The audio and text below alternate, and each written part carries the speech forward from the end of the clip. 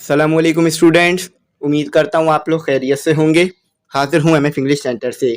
तो स्टूडेंट आज जो है अपना चैप्टर नंबर 4 शुरू करेंगे, टर्निंग इफेक्ट ऑफ फोर्सेस।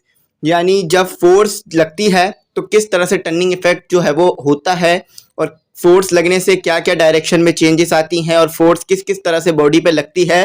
तो ये तमाम चीज़ें इस चैप्टर में डिस्कस करेंगे। तो बहुत इंपॉर्टेंट चैप्टर है।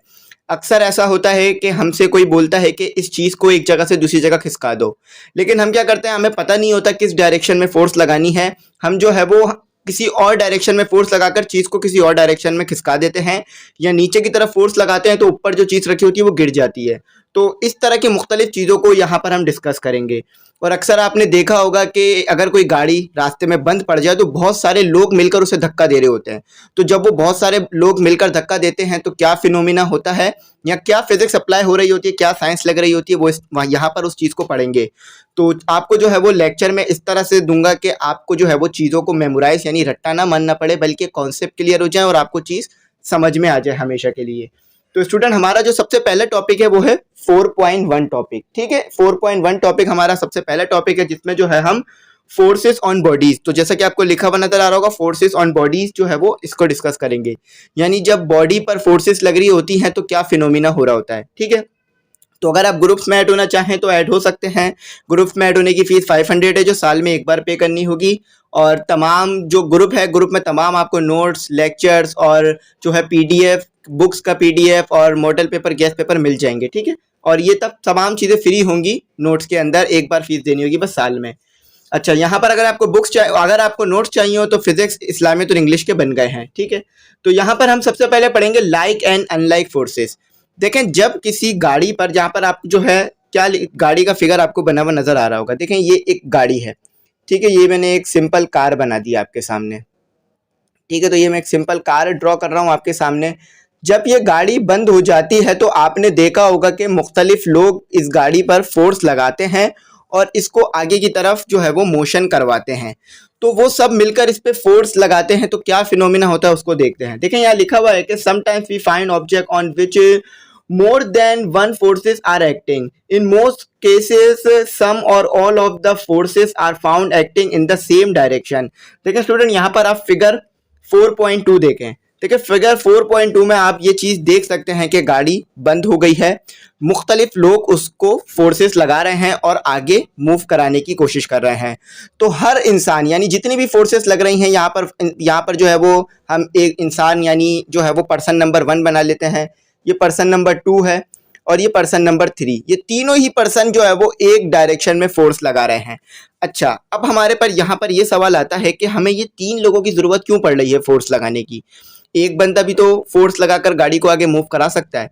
तो आपको पता है कि गाड़ी को मूव कराने के लिए ज़्यादा फोर्स की ज़रूरत होती है। ठीक है, क्योंकि फ्रिक्शन जो है वो ज़्यादा होता है ज़मीन और टायर्स के दरमियान, और फोर्स जो है वो ज़्यादा चाहिए होती है इस गाड़ी को मूव कराने के लिए। एक इंसान अकेले इस गाड़ी को मूव नहीं करवा सकता, तो इसीलिए 3 लोग मिलकर फोर्स लगाते हैं। अब यहाँ पर आप एक बात समझे कि ये तीनों जो लोग हैं वो एक ही डायरेक्शन में फोर्स लगा रहे हैं, आगे की डायरेक्शन में। ठीक है, आगे फॉरवर्ड डायरेक्शन में फोर्स लगा रहे हैं। तो इन तीनों की फोर्स जो है ना, इन तीनों की फोर्स मिलकर एक फोर्स बन जाती है। ठीक है, ये एक फोर्स बन जाती है। 3 फोर्स लगा रहे हैं लेकिन एक फोर्स बन गई। क्यों? कि पहला वाला बंदा जो फोर्स लगा रहा है वो फोर्स ऐड हो गई दूसरे वाले बंदे की फोर्स में, और जो दो बंदे फोर्स लगा रहे हैं, ये जो 2 बंदे, ये ऐड हो गई तीसरी फोर्स में। तो ये तीनों फोर्स मिलकर एक सिंगल फोर्स बन गई, और इतनी फोर्स हो गई कि अब गाड़ी मूव कर सकती है। फॉर एग्जाम्पल, कि गाड़ी को मूव करने के लिए हमारे को चाहिए थी 9 न्यूटन की टोटल फोर्स। कितने? 9 न्यूटन की। सही है, पहले वाले बंदे ने लगाई हमारे पास कितने न्यूटन की फोर्स? 2 न्यूटन की, क्योंकि वो कमजोर है। ठीक है, तो पहले वाले बंदे ने 2 न्यूटन की फोर्स लगाई। टोटल फोर्स कितनी चाहिए? 9 न्यूटन की फोर्स चाहिए गाड़ी को मूव कराने के लिए। पहले वाले बंदे ने 2 न्यूटन की लगाई, दूसरा वाला बंदा जो है वो बच्चा है, चलें एक बच्चा है, उसने लगाई 1 न्यूटन की फोर्स। ठीक है, ये हो गई। और जो तीसरा वाला आपके पास पर्सन है वो जो है काफ़ी हेल्दी है, काफ़ी वो जो है अच्छी जिसामत का, जिम भी करता है। ठीक है, तो वो जो है अकेला मिलकर जो है वो 6 न्यूटन की फोर्स लगा देता है। तो अब ये टोटल फोर्स कितनी हो गई हमारे पास? 2 1 3 और 3 में प्लस किया 6, तो कितना हो गया 9। तो ये जो है हमारे पास टोटल फोर्स हो गई, हमारे पास टोटल फोर्स हो गई 9। ठीक है, पहले पहले वाले बंदे की फोर्स, ठीक है, ऐड कर दी दूसरे वाले बंदे की फोर्स में, और तीसरे वाले पर्सन की फोर्स को ऐड कर दिया, तो टोटल फोर्स हमारे पास कितनी आ गई, ये टी जो है टोटल को बता रहा है, 2 + 1 + 6 टोटल आ गई हमारे पास 9 न्यूटन की फोर्स। तो अब ये गाड़ी मूव करने लग गई। ठीक है, अगर सिर्फ पर्सन नंबर 1 मूव कराता तो नहीं करा पाता, क्योंकि 2 न्यूटन की फोर्स लगाता, गाड़ी को चाहिए थी 9 न्यूटन की। पर्सन नंबर 2 तो बिल्कुल भी नहीं, क्योंकि वो तो 1 न्यूटन की, वो काफ़ी छोटा है, बच्चा है, तो वो नहीं मूव कराता। अक्सर आपने देखा होगा ना, बच्चे भी धक्का लगा रहे होते हैं और कहते हैं कि हमने गाड़ी को अकेले मूव करा दिया, तो वो अकेले नहीं कराते हैं, बाकी बंदे मिलकर फोर्स लगा रहे होते हैं। काफ़ी छोटे बच्चे होते हैं तो वो इस तरह की बात करते हैं कि हमने गाड़ी को धक्का लगाया, गाड़ी मूव करने लग गई। लेकिन बड़ों को ये बात पता होती है कि गाड़ी को मूव कराने के लिए एक खास फोर्स चाहिए होती है। एक बंदे के अंदर सिर्फ इतनी ताकत नहीं है कि वो अकेले मूव करा ले गाड़ी को। अक्सर अगर आप चाहें तो कर सकते हैं ये एक्सपेरिमेंट कि अगर कोई गाड़ी बंद हो गई हो, आप अकेले फोर्स लगाएं, किसी को बोले आप लोग नहीं लगाइएगा, मैं लगा रहा हूं, तो फिर भी आप देखेंगे गाड़ी मूव नहीं करेगी। क्यों क्यों मूव नहीं करेगी? क्योंकि फोर्स जो है वो आप इतनी नहीं लगा पा रहे होंगे जितनी गाड़ी को चाहिए।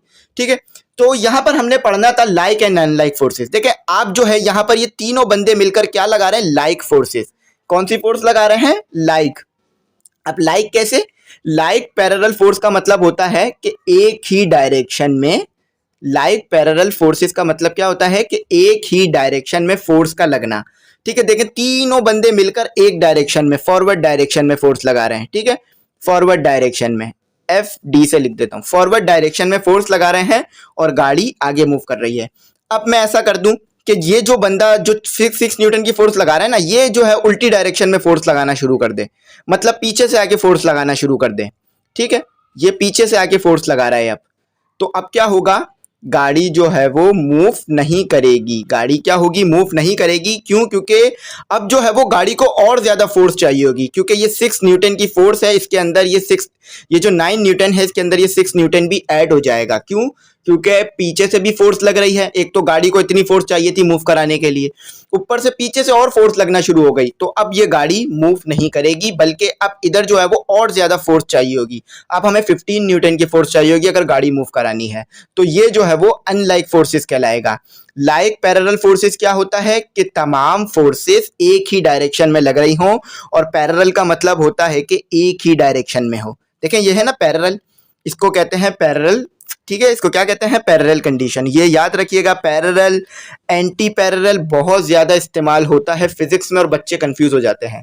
बहुत आसान चीज है, ना समझने की वजह से कंफ्यूज हो जाते हैं।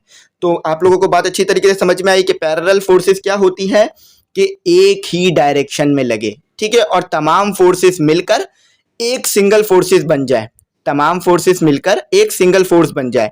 अब इसकी 2 न्यूटन की फोर्स, इसकी 1 न्यूटन की फोर्स, इसकी 6 न्यूटन की फोर्स, टोटल मिलकर 6 न्यूटन की फोर्स हो गई और एक गाड़ी मूव करने लग गई। देखें यहाँ पर यही बात लिख रही हुई है, the forces that act along the same direction. देखें एक ही डायरेक्शन में लग रही है ना, आगे की फॉरवर्ड की डायरेक्शन में, are called like parallel forces. Like मतलब एक जैसी। ठीक है, एक जैसी से मुराद एक ही डायरेक्शन में हो। यहां पर एक जैसी से मुराद ये नहीं है कि तमाम 2-2 न्यूटन की हो, यहां पर एक जैसी से मुराद है एक ही डायरेक्शन में होना, तो इसे कहा जाता है पैरेलल। और पैरेलल का मतलब क्या होता है कि एक चीज दूसरे के साथ वाली डायरेक्शन में, एक चीज दूसरे के सेम डायरेक्शन में है। ठीक है, एक दूसरे के पैरेलल है यानी सेम डायरेक्शन में है। तो ये जो है आपको कॉन्सेप्ट समझ में आ गया पैरेलल फोर्सेस का, कि पैरेलल फोर्सेस क्या है, लाइक पैरेलल फोर्सेस क्या है कि एक ही डायरेक्शन में तमाम फोर्सेस लगें। अच्छा, अब आपको ये बात समझ में आ गई होगी कि अगर आपकी कोई गाड़ी है आपके पास हो और वो बंद हो जाए, और आप 3 दोस्त हों, ठीक है, 2 जो है वो सामने की डायरेक्शन में, एक पीछे की डायरेक्शन में लगाना शुरू कर दे गाड़ी से उतर के, तो आप उससे क्या बोलेंगे? नहीं भाई उतरो, हमारे साथ लगाओ फोर्स, ताकि जो फोर्स है वो पैरेलल हो जाए, लाइक और पैरेलल हो जाए। क्योंकि एक ही डायरेक्शन में लगे और हम मोशन करा सकें। क्योंकि अगर तुम उल्टी डायरेक्शन में लगाओगे तो हमें और ज्यादा फोर्स की जरूरत पड़ जाएगी मोशन कराने के लिए, क्योंकि तुम भी जो है उल्टी डायरेक्शन में लगा रहे हो। ठीक है, तो ये हमने जो है वो पढ़ लिया। अच्छा, यहाँ पर भी यही बात लिखी हुई है कि why do all of them push in together in same direction. तो यहाँ पे पूछा जा रहा है कि ये जो गाड़ी या जो बंदे हैं ये गाड़ी को एक ही डायरेक्शन में धक्का क्यों लगा रहे हैं, कि एक डायरेक्शन में धक्का इसीलिए लगा रहे हैं ताकि पैरेलल फोर्स लगे, लाइक पैरेलल फोर्स लगे। तमाम जो है वो एक ही डायरेक्शन में फोर्स लगाएं और ये तमाम फोर्सेस ऐड हो जाएं और ये एक टोटल 9 न्यूटन की फोर्स बन जाए और गाड़ी आगे मोशन करने लग जाए। तो उम्मीद करता हूँ आपको जो है वो लाइक पैरेलल फोर्सेस का मतलब समझ गए होंगे। एक और बार रिपीट कर देता हूँ आखिरी बार कि लाइक पैरेलल फोर्सेस वो फोर्सेस होती हैं जो कि एक ही डायरेक्शन में लग रही हों और तमाम की तमाम ऐड हो जाए और रिजल्टेंट क्या आ जाए, हमारे पास एक नई फोर्स आ जाए। ठीक है, तो ये लाइक पैरेलल फोर्सेस होती है। यहाँ भी यही बात लिखी हुई, all of these forces are called like parallel forces because these are acting along same line. Like parallel forces can add up to a single resultant force, therefore can be replaced by a single force. तो ये जो जितनी भी forces हैं इन तमाम को हम 9 Newton कह सकते हैं। ठीक है, ये 9 न्यूटन है ना, टोटल फोर्स भी हमारे पास 9 न्यूटन थी, तो ये हो गई 9 न्यूटन। ठीक है, ये हो गई 9 न्यूटन। ठीक है, तो ये तमाम फोर्सेस मिलकर, ये तीनों बंदे की फोर्सेस मिलकर एक फोर्स बन गई। कौन सी? 9 न्यूटन की, जिससे गाड़ी मोशन करने लग गई।